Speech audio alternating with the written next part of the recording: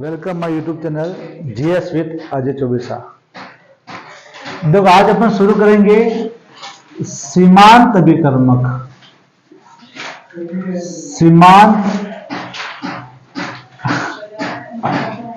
अभिकर्मक।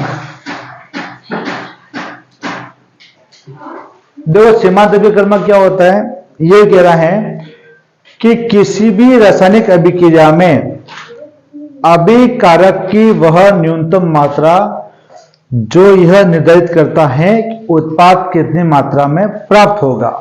क्या कह रहा हूं मैं, किसी भी रासायनिक अभिक्रिया के अंदर अभिकारक की वह न्यूनतम मात्रा जो यह निर्धारित करता है कि उत्पाद कितनी मात्रा में प्राप्त होता है, इसको बोलते हैं सीमांत अभिकर्मक कहते हैं। क्या है, किसी रासायनिक अभिक्रिया में, किसी रासायनिक अभिक्रिया में, रासायनिक अभिक्रिया में, अभिक्रिया में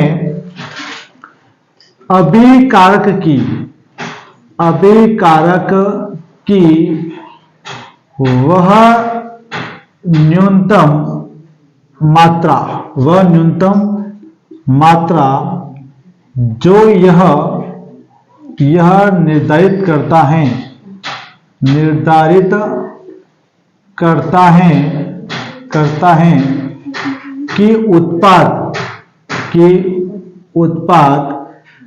कितनी मात्रा में, कितनी मात्रा में प्राप्त होगा, मात्रा में प्राप्त होगा, उसे सीमांत अभिकर्मक कहते हैं।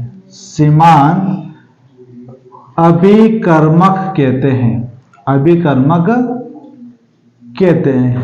क्या कह रहा हूं मैं कि कोई भी रासायनिक अभिक्रिया हो रही है, उस रासायनिक अभिक्रिया में अभिकारक की वो न्यूनतम मात्रा, यानी वह अभिकारक जिसकी मात्रा कम होती है, और वह ये डिसाइड करेगा कि उत्पाद हमको कितनी मात्रा में प्राप्त हो जाता है। जैसे देखना, जैसे मान लो मैं A और 2B की आपस में रिएक्शन करवा रहा हूं और ये आपके यहां पर उत्पाद का निर्माण करता है।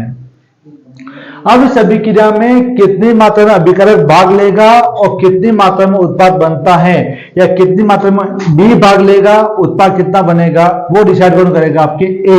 तो A की मात्रा कम है भाई, A के आगे कितना लिखा हुआ है, एक, यानी एक अणु A का एक अणु B से क्रिया कर लेगा। अब B से एक्स्ट्रा बच रहे हैं, B के कण कितने हैं आपके पास, 2 अणु है B के, और एक अणु कितने हैं, एक, यानी एक अणु इसका एक अणु इसका तो आपस में क्रिया कर लेंगे और उत्पाद बन जाएगा। एक्स्ट्रा क्या बच रहा है, एक्स्ट्रा बच रहा है B, A की मात्रा तो कम है, तो A ये डिसाइड करेगा कि B कितनी मात्रा में अभिक्रिया में भाग लेता है, इसको बोलते हैं सीमांत अभिकर्मक कहते हैं। यानी जिस अभिक्रिया में जिस अभिकारक की मात्रा कम होती हो, A की मात्रा कम है, ये क्या कर लेगा, सीमांत अभिकर्मक। तो ये यहाँ पर सीमांत अभिकर्मक कौन हो जाएगा आपका A, यहाँ पर आपके सीमांत अभिकर्मक कहलाएगा।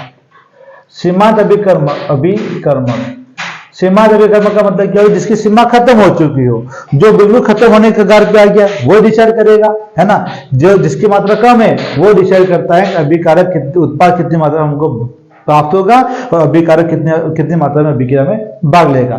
जैसे देखना, मान लो मैंने यहाँ पे लिखा 2A लिखा और B, यहाँ पे सीमांत अभिकर्मक कौन कहलाएगा, 2A की मात्रा ज्यादा है और B की मात्रा कम है, तो इसको बोलते हैं B। यहाँ पे क्या कहलाएगा आपके, B यहाँ पर सीमांत अभिकर्मक कहलाएगा, सीमांत अभिकर्मक कहलाता है। तो सीमांत अभिकर्मक क्या होता है, किसी भी रासायनिक अभिक्रिया के अंदर अभिकारक की वह न्यूनतम मात्रा, वह कम से कम मात्रा जो ये निर्धारित करेगा कि हमको उत्पाद कितनी मात्रा में प्राप्त हो जाता है, इसको बोलते हैं सीमांत अभिकर्मक कहते हैं। या जिस अभिक्रिया के अंदर जिस अभिकारक की मात्रा कम होती है वो तो कहलाएगा सीमांत अभिकर्मक, और जिसकी मात्रा ज्यादा होती है वो सीमांत अभिकर्मक नहीं कहलाता है। तो सीमांत अभिकर्मक वही होगा जो ये डिसाइड करेगा उत्पाद कितनी मात्रा में प्राप्त होता है।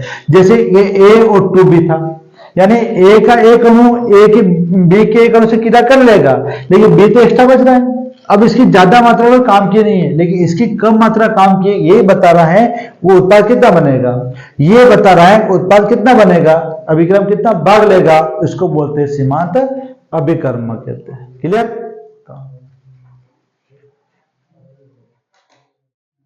तो जो सीमांत अभिकर्मक क्या था कि किसी भी रासायनिक अभिक्रिया में अभिकारक की वह न्यूनतम मात्रा जो यह डिसाइड करेगा कि उत्पाद कितनी मात्रा में प्राप्त होता है, इसको बोलते हैं सीमांत अभिकर्मक। अब पता कैसे लगा कि अभिकारक में सीमांत अभिकर्मक कौन है?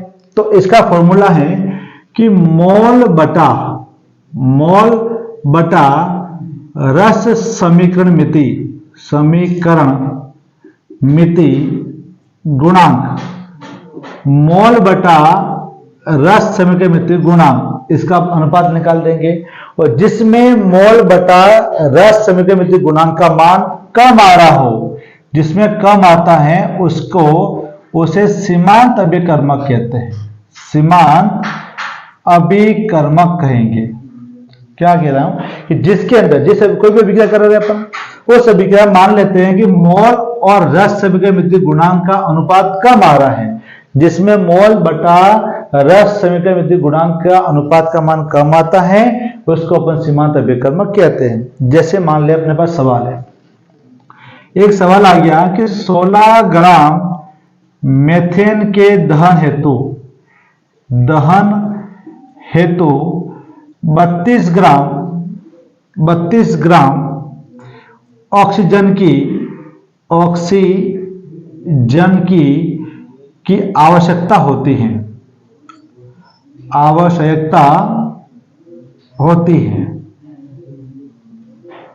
उस अभिक्रिया में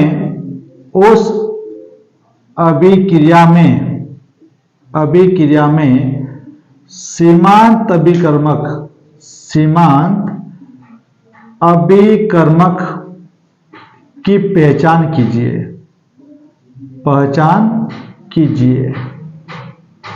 सवाल क्या कह रहा है कि यदि अपने पास 16 ग्राम मेथेन है और जब अपन 16 ग्राम मेथेन को दहन करते हैं, दहन करने के लिए अपन को 32 ग्राम O2 दे रखी है, तो 16 ग्राम मेथेन को जलाने के लिए अगर मान लो मुझे 32 ग्राम O2 चाहिए, तो इस अभिक्रिया में सीमांत अभिकर्मक कौन है, इसकी पहचान करनी है।